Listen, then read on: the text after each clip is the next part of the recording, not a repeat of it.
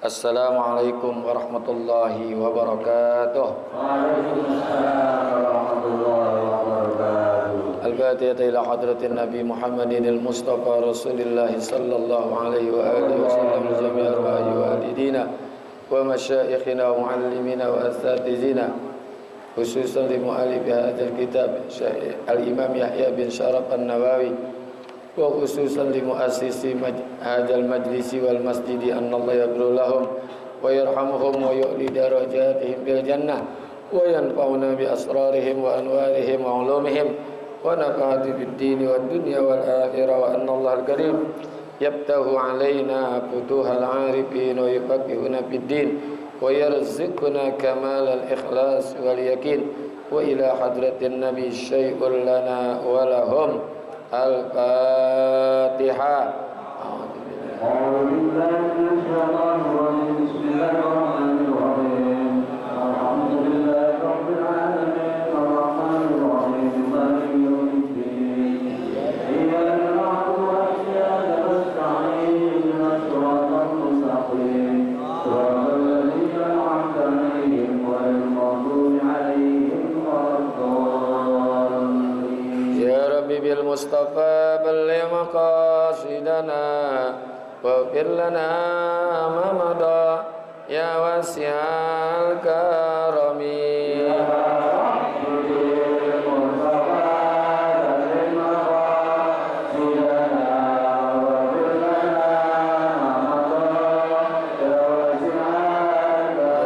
Rabbi ayyi lana min amrina rasyada waj'al ma'unatakal husna lana madada.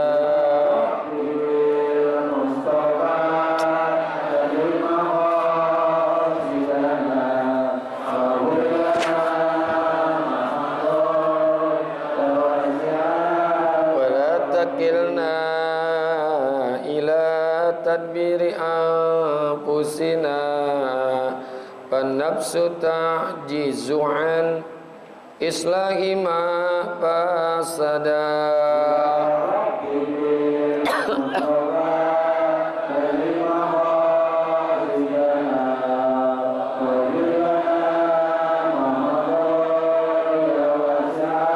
Antal alimu wa qad wajjahtu ya amali ila rajai kawajhan sa'ilan wa yada.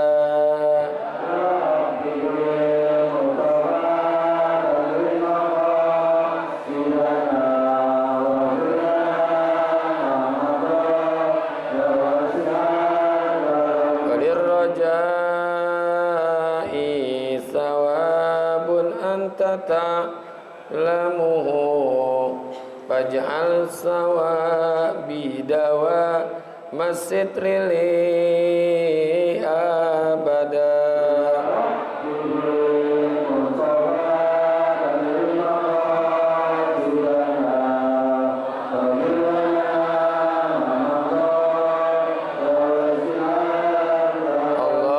Allahumma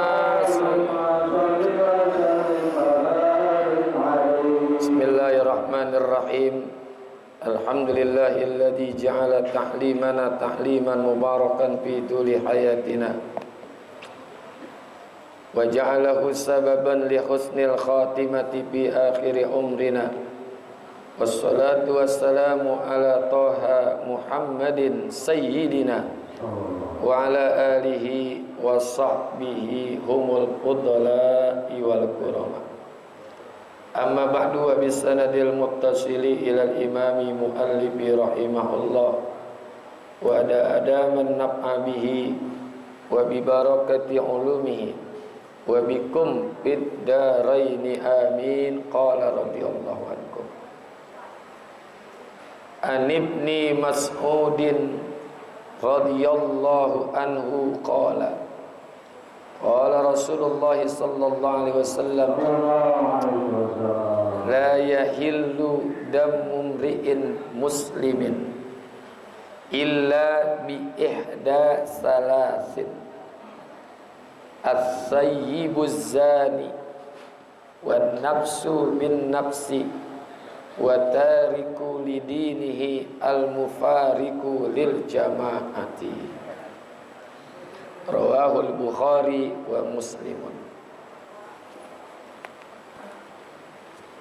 Ma'asyiral muslimin wal muslimat, hadirin bapak-bapak, ibu-ibu jamaah yang semoga kita semua dirahmati Allah Subhanahu wa taala. Khususnya guru kita Shahibul Fadilah Bapak Kiai Haji Dr. Andes Muhammad Ja'far, guru kita Bapak Kiai Haji Farah Furqan, Ustaz Abdul Hamid Mustafa Al-Habid, dan juga segenap pengurus Masjid Hidayatul Karamah Bapak Ustaz Haji Muhammad Tahir beserta jajarannya, dan juga pengurus Majelis Ta'lim Ukhuwah Islamiyah Bapak Haji Basrain. Syukur alhamdulillah pagi hari ini kita bisa hadir kembali di masjid yang mulia ini untuk kita melakukan taklim. Semoga hadirnya kita di majlis ini mendapatkan curahan rahmat dari Allah Subhanahu wa taala. Bacaan kita hadis yang ke-14. An Ibni Mas'udin radhiyallahu anhu qala, dari Abdullah bin Mas'ud beliau berkata, qala Rasulullah sallallahu alaihi wasallam, telah bersabda Nabi sallallahu alaihi wasallam, la yahillu damu mri'in muslimin, tidaklah halal darah seorang muslim, artinya enggak boleh dibunuh, illa bi ihda salasin, melainkan dengan sebab di antara 3 hal atau 3 perkara. As-sayyibuz zani, yang pertama adalah karena berzinahnya orang yang sudah menikah. Wan nafsu bin nafsi, membunuh orang dengan sengaja. Wat tariku lidinih, dan orang yang meninggalkan agamanya. Al mufariku lil jama'ati, dan memisahkan diri dari jamaahnya. Riwayat hadis Al-Imam Bukhari dan Al-Imam Muslim. Hadis ini menjelaskan bahwa membunuh jiwa itu muslim nih ya. Kalau tanpa hak nggak boleh. Kalau hak betul boleh. Nah, salah satunya membunuh dengan sebab-sebab 3 yang akan disebut nanti. Termasuk perang. Kita berperang boleh tuh membunuh. Karena kalau perang nggak membunuh ya dibunuh, ya kan? Perang. Termasuk juga dalam rangka membela diri, membela jiwa kita, itu boleh membunuh. Termasuk juga kisos, nanti ada bahasannya. Nah, yang pertama apa? As-sayyibuz zani. Sayyib itu artinya orang udah tua lah, ya. Tapi maknanya di sini adalah orang yang berzina dan ia itu sudah menikah secara sah. Pernah menikah secara sah, baik dia laki-laki maupun perempuan. Jadi dia pernah menikah tuh. Tapi pernikahan yang sah. Kalau pernikahan yang sah nggak masuk dalam kategori ini. Ya. Yang namanya zina muhson. Kan zina ada 2, ada zina muhson, ada zina ghairu muhson. Kalau zina muhson itu zina yang dilakukan laki-laki ataupun perempuan, dan dia ini pernah menikah secara sah, itu namanya zina muhson. Ada ghairu muhson, zina yang dilakukan oleh laki-laki maupun perempuan, dan yang berzina ini belum menikah, ya belum pernah menikah. Gitu. Nah, hukuman buat orang-orang yang disebut dengan zina muhsan ini berbeda. Kalau yang zina ghairu muhsan kan dalam Al-Quran jelas tuh. Az-zaniyatu waz-zani fajlidu kulla wahidin minhuma mi'ata jaldah. Wanita yang berzina laki-laki yang berzina. Fajlidu kulla wahidin minhuma, maka cambuklah dua di antara orang itu mi'ata jaldah, dengan 100 kali cambukan. Ini di ayat ini disebut perempuan dulu. Kalau dalam kaitan mencuri itu laki-laki dulu. As-sariqu was-sariqatu faqta'u aydiyahuma. Kan itu kan? Laki-laki yang mencuri, perempuan yang mencuri, maka dipotong tangannya. Kan gitu kan? Tapi kalau kaitannya zina, itu didahului perempuan. Kalau mencuri didahului laki-laki. Karena biasanya yang banyak nyolong, yang banyak mencuri itu laki-laki biasanya. Ya. Nah, ini kalau perempuan gimana? Apa mereka banyak zina? Enggak, mengundang zina. Karena mengundang zina. Ini laki-laki kalau enggak dipanas-panasin begituan, nggak dipanas-panasin kan? Nah, artinya gini, perempuan itu kalau nggak nutup aurat, dipandang sama laki, muncul hasrat pada diri laki-laki. Ya. Yang kedua, dulu kan ada yang tahu keramat tunggak, ada keramat tunggak tahu ya? Bongkaran atau bongkaran.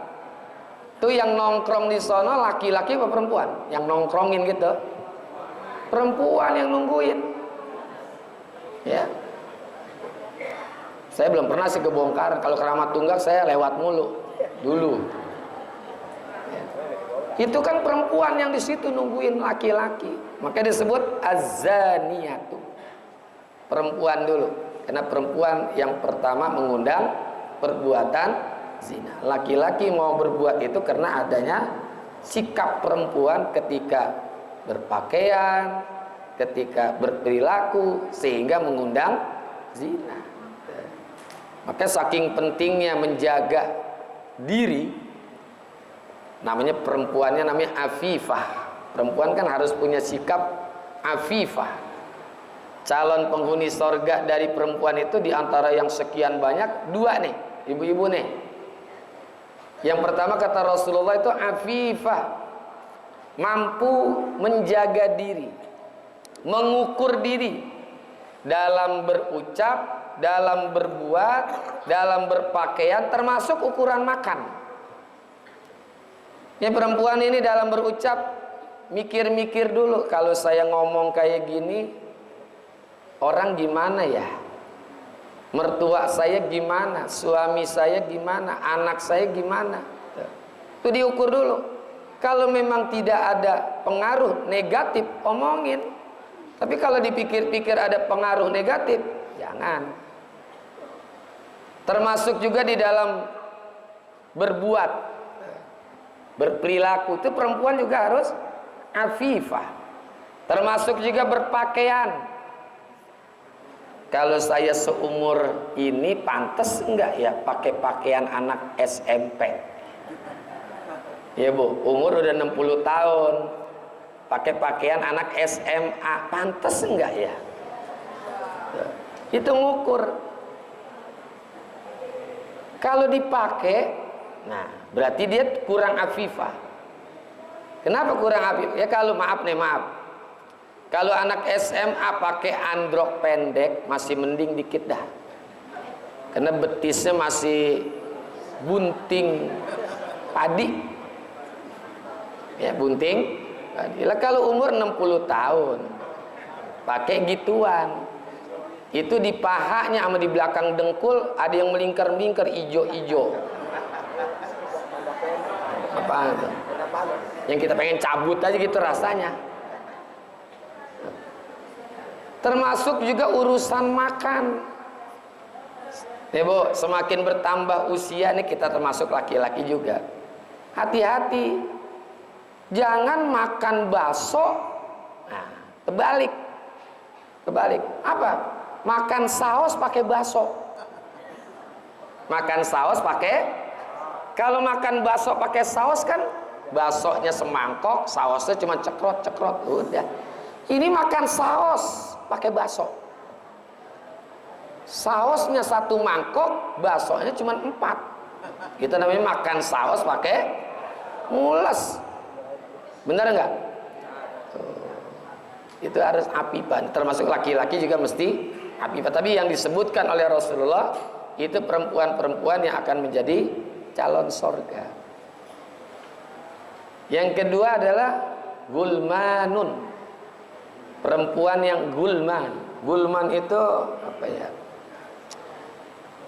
Ya kalau diterjemahkan gampangnya, perempuan yang gulman itu kalau di luar rumah ya, itu kalem, pendiam, kelemat-kelemet gitu. Kelemet-kelemet, tau nggak kelemet-kelemet? Ya pendiam gitu. Tapi begitu di kamar dengan suaminya, seperti singa betina yang sedang lapar. Jadi kalau ngelihat suaminya, wah. Suaminya malam Jumat pulang ngaji, bulan buka peci, main betot aja. Wah. Ya makanya kita perlu tahu juga, Pak. Ya, kalau orang ngaji paham, oh iya, istri saya punya gulman. Tapi kalau suaminya nggak ngaji, komentar, lah bini gue kesurupan apaan ini ya. Nah balik nih. Ini masalah zina itu disebut duluan perempuan. Nah, hukuman buat zina itu ada di dunia, ada juga di akhirat. Di dunia itu tadi laksanakan tuh bagi zina ghairu muhsan dipukul sebanyak 100 kali pukulan. Dan ingat, jangan sampai ada persepsi Islam itu kejam. Memukulnya kalau dalam kitab Rawaiul Bayan Al-Imam As-Sabuni fi Tafsiril Ahkam, itu beliau menyebutkan bahwa mukulnya jangan sampai kelihatan ketiak. Bukan begini, bukan, pelan.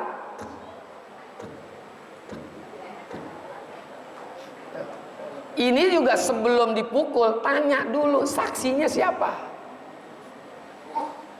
Kalau nggak ada saksi 4 orang, nggak dilaksanakan hukuman. Dan 4 orang ini betul-betul ngelihat, bukan diajak. Sini ngelihat ada orang lagi. Nah gitu, nggak boleh. Dan ngelihatnya betul-betul seperti diumpamakan oleh ulama, seperti benda celak tuh, kayak sedotan masuk botol, lagi begitu tuh. Kalau cuman sekedar bercanda-bercanda di kamar, itu nggak disebut zina.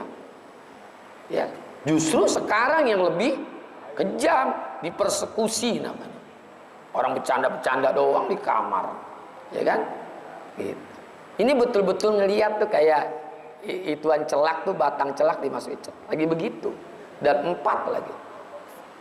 Nggak sembarangan. Ini masalahnya masalah nyawa ini.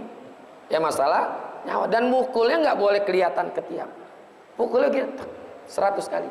Tapi ada hukuman yang lain, diusir selama 1, diasingkan selama 1 tahun. Ya. Bahkan di zaman Rasulullah ada perempuan ngadu, ya Rasulullah, faqad zanaitu, aku telah berzina. Nabi tanya 3 kali, betul kagak? Kamu sadar nggak? Betul ya Rasul, saya sadar. Bener nih? Iya. Bener nggak? Iya. 3 kali itu. Cuman ya Rasulullah, sekarang saya lagi hamil. Oh, kalau kamu lagi hamil, nanti setelah anakmu dilahirkan. Tunggu langsung di situ main gebugin aja. Ntar, ya, setelah hamil kamu datang lagi kemari. Datang setelah lahir, datang tuh perempuan itu. Ditanya lagi, kamu menyusui anak nggak? Menyusui ya Rasulullah. Ya ntar setelah 2 tahun balik lagi kemari. 2 tahun. Kalau sekarang mah digituin, dipraktekin, kabur tuh perempuan. Benar nggak? Iya. Itu Islam artinya nggak kejam. Ya. Kalaupun menjalani hukuman, tapi dengan manusiawi, ya dengan manusia secara manusiawi. Nah, kalau yang zinanya zina muhsan, itu dalilnya hadis yang diriwayatkan oleh Imam Muslim. Khuzu alayya qad ja'alallahu lahunna sabilal bikar bil bikri jallada mi'ata wa nakiya sanatin wa saiba bisaibi jallada mi'atin wa rajamin. Rasulullah SAW, ambillah dariku, maknanya gunakan hukum-hukum Allah. Kan lewat Nabi kan. Ambillah dariku, sesungguhnya Allah telah memberi jalan keluar hukuman buat siapa nih? Buat mereka, yaitu pelaku zina yang jejaka dan perawan. Perjaka dan perawan, namanya bikrun. Ya, bikrun itu jejaka atau perawan. Yang berzina hukumannya apa? Derak 100 kali dan juga pengasingan. Wanab ya sanatin, diasingkan selama 1 tahun, suruh pindah sono ke Papua. Ya. Artinya dipenjara lah gitu, diasingkan. Nah, kalau buat saiba bis saibin, nah ini duda dengan juanda. Duda dengan juanda, artinya dia pernah menikah dengan sah ya. Nah, hukumannya jallada mi'atin, tetap dipukul 100, tapi plus warojamin, dirojam sampai mati. Ya, dirojam sampai. Nah, inilah dibolehkan membunuh karena memperbuat zina. Ini hukuman duniawi. Nanti kalau orang udah dihukum di dunia masih kena juga nggak? Ya itu terserah Allah. Kita mah nggak tahu. Ya kalau Allah mau kasih hukum ya hukum, enggak ya enggak, terserah Allah kan.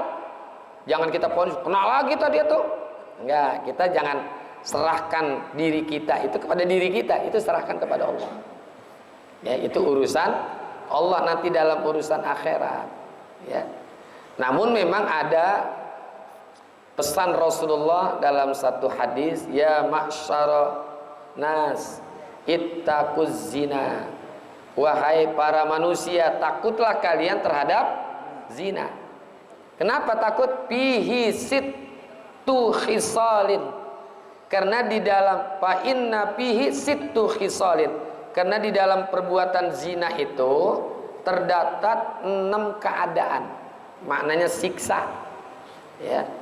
Fid dunya wasalasun fil akhirat, salasun fid dunya wasalasun fil akhirat. 3-nya terseksa di dunia, 3-nya lagi adanya di akhirat. Ammal lati fid dunya fayazhibul baha, adapun seksa buat orang yang berzina di dunia itu hilang daripadanya raut wajahnya.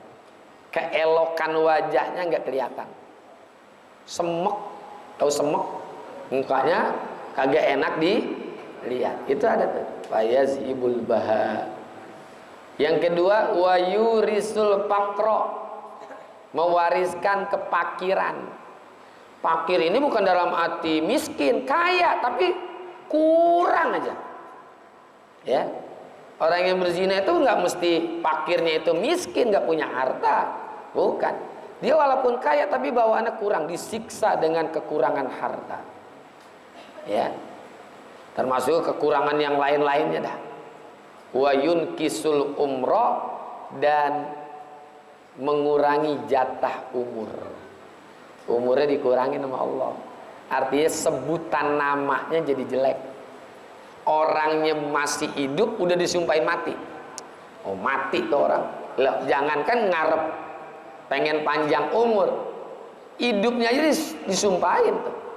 Itu maknanya dikurangin umurnya. Tetap jatah umurnya misalkan 60 tahun, 60 tahun tapi udah dianggap udah nggak ada di tengah-tengah masyarakat. Oh, ya. Nah, adapun di akhirat nanti fasuhtullah, mendapatkan murka Allah, dimurkai oleh Allah. Wasu'ul hisab, diberatin hisabnya, dibikin buruk. hisab perhitungan amalnya. Yang terakhir wa azabun nar, dan siksa neraka. Tuh, ya. Masih mendingan orang yang nyogok. Ini udah di dunia ada, di akhirat juga ada. Ar-rasi wal murtasibin nar. Ya.